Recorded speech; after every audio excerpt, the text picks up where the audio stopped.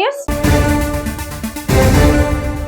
తెలంగాణ రాష్ట్రంలో 5 ఏళ్లుగా పరిష్కారానికి నోచుకుని సాదా బైనామా దరఖాస్తుల విషయంలో ముఖ్యమంత్రి రేవంత్ రెడ్డి సానుకూలంగా నిర్ణయించినట్టు సమాచారం. గత ప్రభుత్వ హయాం నుంచి పెండింగ్ లో ఉన్న సుమారు 9 లక్షల దరఖాస్తులను క్లియర్ చేసేందుకు ఉన్న ప్రధాన అడ్డంకులను ప్రభుత్వం తొలగించనుంది. ముఖ్యంగా విక్రయదారుడి సమ్మతి లేదా అఫిడవిట్ సమర్పించాలని కఠిన నిబంధనలను సడలిస్తూ 1-2 రోజుల్లో కొత్త మార్గదర్శకాలు విడుదలయ్యే అవకాశం ఉంది. గతంలో రూపొందించిన నిబంధనల ప్రకారం తెల్ల కాగితంపై భూమిని అమ్మిన వ్యక్తి ఇప్పుడు మళ్లీ వచ్చి సాక్ష్యం చెప్పాలి లేదా నోటరీ చేసిన పత్రాన్ని ఇవ్వాలి. అయితే 2-3 దశాబ్దాల క్రితం ₹1000 ఉన్న భూమి ధర ఇప్పుడు కోట్లకు చేరడంతో పాత యాజమానులు సంతకం చేయడానికి నిరాకరిస్తున్నారు.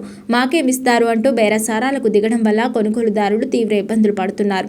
గత 6 నెలల్లో 1,00,000 దరఖాస్తులు కూడా పరిష్కారం కాకపోవడానికి ఇదే ప్రధాన కారణమని రెవెన్యూ యంత్రాంగం గుర్తించింది. కొత్తగా రాబోయే మార్గదర్శకాల ప్రకారం కేవలం కాగితాల మీద సంతకాల కంటే ప్రొసెషన్ అంటే ఆ భూమి ప్రస్తుతం ఎవరి ఆధీనంలో ఉందే అనే అంశానికి ప్రాధాన్యత ఇవ్వనున్నారు. తహసీల్దార్ లేదా రెవెన్యూ సిబ్బంది నేరుగా పొలాల్లోకి వెళ్లి విచారణ జరుపుతారు.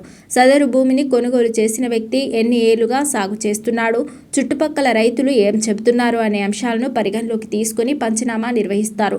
ఇరుగు పొరుగు రైతుల వాంగ్మూలం ఆధారంగా అది నిజమైన క్రయ విక్రయమేనని తేలితే అమ్మిన వ్యక్తితో సంబంధం లేకుండానే క్రమబద్ధీకరణ పూర్తి చేసే అవకాశం ఉంటుంది. భూభారతి చట్టం ఉద్దేశం భూ వివాదాలను తగ్గించి సామాన్యులకు హక్కులు కల్పించడం. కానీ కొందరు అధికారుల అత్యుత్సాహం వల్ల నిబంధనలు క్లిష్టంగా మారాయని ప్రభుత్వం భావించింది. దీనిపై ముఖ్యమంత్రి రేవంత్ రెడ్డి, రెవెన్యూ నిపుణులు, రైతు ప్రతినిధులతో చర్చించారు. ఇన్నేళ్ల తర్వాత పాత యజమాని వచ్చి అఫిడవిట్ ఇవ్వడం సాధ్యం కాదని ముఖ్యమంత్రి అభిప్రాయపడడంతో నిబంధనల సడలింపునకు మార్గం సుగమమైంది.